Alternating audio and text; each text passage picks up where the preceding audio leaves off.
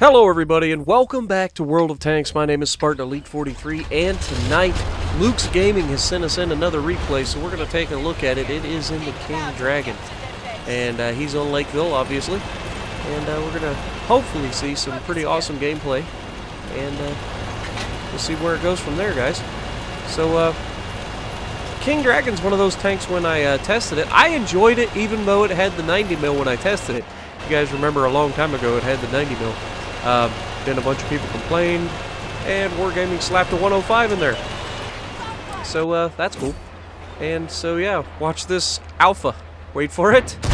Yes, you know, just a little bit of damage right there off the bat, setting the guy on fire to boot, and he's gonna continue to burn because why would he ever carry a fire extinguisher? You know, why would you carry a fire extinguisher? So instead of getting hit for only 400, he gets hit for 400. Oh, actually, we didn't set him on fire. Somebody else did. So we got 909 assisted off of that one King Tiger. Because, of course, you gotta love it. Now, he's doing something a little bit off. Now, those of you who don't know... Oh, that's disgusting. Little T-37 got popped. But the King Dragon, the Type 59... They both have this nasty flaw, and it is ammo racks down the entire right side of the tank. So him side scraping off the rock, giving up that right side, if he gets shot, that ammo racks are very, very dangerous from the right side of that tank. And they're literally all down the right hand side of that tank. So it's very easy to ammo rack if they're giving you the right side of their tank. And if you got a big enough gun, there's a good chance that you set it off in one shot and the top of this thing goes flying. But didn't happen, so on to the next part. It looks like he's fallen back. He's going to go group up. There's a lot of reds back there. Looks like a cluster mess because both lemming trains seem to have run into each other. And while that is the preferable result if you're going to have lemming trains, at least have them run into one another. But these guys are pushing over really quickly. Gets a nice shot into the R2-D2 there on the front of the Gornich. KV5. I think it's KV5. Yeah, it's KV5. I think. I always say that I know these things, and then I always get called out for it. Spartan, that Gornich is not a KV5. It's a KV3.5. I don't know. I'm pretty sure it's KV5 though. But yeah, I'm not necessarily known for my amazing tank knowledge. More along the entertaining side of things. Not because I'm good at the game necessarily, but because I'm at least dumb enough to make things funny. Well, I hope anyway. That's the goal here, is to try to make people laugh. Now we are flanked because we pulled out of the middle and nobody went left, so the enemy is behind us, and it looked like a T-44. So we're gonna have to use. Luckily, we do have this ridgeline right here, so even though we don't have a whole lot of gun depression, we still have the haul down capability. As long as we just stick our nose over. Yep, there he is, hiding around the corner. Look at him, thinking he's going to be all sly. Now again, he's given the right side of his tank up, so he's got to be careful. I'd hope that he starts to give the left side up a little bit better. But it doesn't matter. T-44 is pushing him. He misses the shot, does get the ram. And of course, the heavy tank there completely screws the booch and misses the shot too. So this is kind of a clustered mess, but there we get a good shot into him, taking almost half of his hit points. And we're going to reload again pretty quickly here and probably finish him off with the next shot, I would imagine.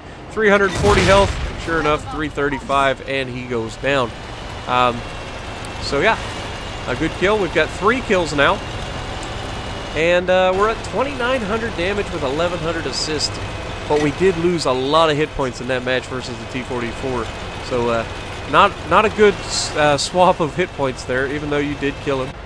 But sometimes it happens. We all get into bad engagements where we screw up on the first shot and we lose more hit points than we should. But you know, yeah, I was gonna say that T-28 prot will pop you if you get over that ridgeline. Pretty sure he will hit you for 420 and kill you. If he's fully upgraded, he definitely can. He does shoot straight into the cheek, and of course, this is either not a fully upgraded T-28 prot, or he's shooting high explosive. because he did what, about 100 and something. But the Mutant 6 is coming over. That's going to be hard to get through. But he gets good RNG and manages to snipe the cupola of an Mutant 6 because King Dragon apparently has amazing accuracy. You know, hey, when it works, I guess it works. Can't argue it. He knew he couldn't go through the frontal armor of the turret because Mutant 6. So next best thing, he can shoot at the cupola. You're going to miss every shot you don't take, so you might as well take it, right? And with that, we're at 3 kills. We've got 3,700. We've still got 1,100 assists, and he feels some type of way about somebody being on his backside. So either he's going around to try to flank these guys and get their booties, or he thinks that somebody's coming through. He's asking for help, so that would lead me to believe that he's trying to fall back and flank these guys. And it appears to be exactly what he's doing. He's moving straight across the center of the map. It doesn't appear like he's going to get any help. There is a heavy tank that looks like it's coming this direction, but I mean, he's so far away that he's not really going to be any help until bad things happen to you. Now, they have the heavy tank advantage over there, but they don't really, because one of their heavy tanks is trying to go all the way back around the mountain and come down the center, which is probably a bad play because he's so friggin' slow.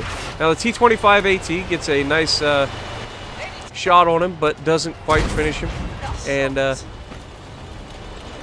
manages to get a good shot into him. He's got 190 health left, so the next shot will kill him, and he doesn't even have to stick his head up, and sure enough, he does take the T-25 AT down.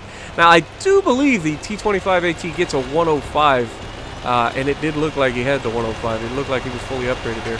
So, very fortunate to take that first round and not get killed. So, you gotta love that. But, he's making a nice flank. Is he gonna stay out of the cap, or is he gonna let him know? He lets him know. Unfortunate. But, they're kind of preoccupied, so he's easily gonna be able to farm these guys, hopefully.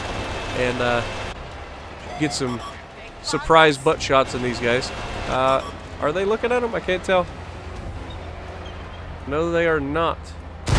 He tries to snipe the cupola. He gets a bounce. No surprise there. That T-25 has no health left. If he'd had HE there, he'd have killed him. But he's going to get a better shot here. Puts it right through the back of the turret. No problem.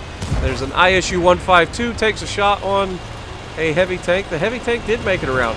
So, good on him. He manages to get over and get rid of that 152.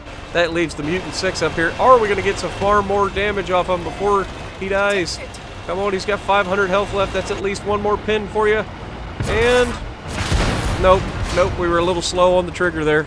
Unfortunate, but we could have had a top gun right there if we just a little bit quicker on the trigger. But he didn't want to bounce off the side of it and completely screw the pooch. So, either way, a good game by Luke's Gaming. We ended up with how much? Hello? Ah, there it goes. A little bit of a delay. Weren't on premium time, so 85,000 silver still. 6,000 XP, so some ops in there. 5 kills, Mastery Ace Tanker, 3 marks of excellence, 4,300 damage done, and I didn't hit the amount of assisted, but I think it was still the 1,100. So the assist and the damage combined for over 5,000 combined damage in a tier 8 tank. So if you like what we're doing, punch the like button, leave a comment below, subscribe to the channel if you haven't already, and as always, I will see you in the next video.